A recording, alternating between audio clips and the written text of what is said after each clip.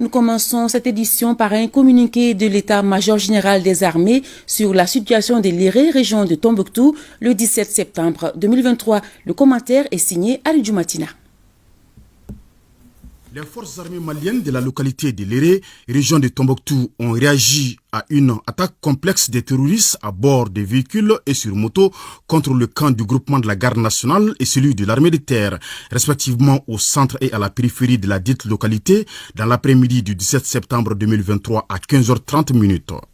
Les FAMA, conformément à leur mission régalienne, ont dans leur riposte priorisé la sécurité et la protection des populations civiles prises en étau pendant les intenses combats de rue.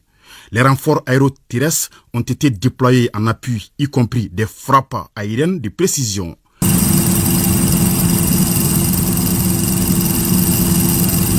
Le bilan provisoire fait état de côté ami, 5 morts et 20 blessés, 11 portés disparus, des dégâts matériels en cours d'évaluation, y compris un avion d'appui-feu ayant fait un atterrissage forcé dont l'équipage est recherché.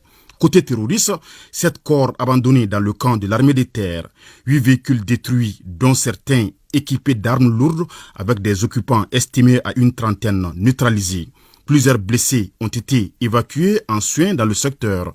Les frappes aériennes ont visé plusieurs autres cibles dans la zone. L'état-major général des armées salue le professionnalisme des FAMA qui a permis de limiter les dommages collatéraux civils. L'état-major général des armées s'incline devant la mémoire des morts au combat et souhaite prompt rétablissement aux blessés.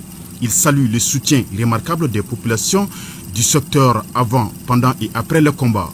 Les forces armées maliennes se consolident sur leur position dans la localité et rassurent les populations de leur engagement à poursuivre la lutte contre les terroristes, dont le seul but était de faire un carnage et faire porter la responsabilité par les femmes. La zone est sous surveillance et observation aérienne avec pour objectif la recherche et la destruction des terroristes en débandade.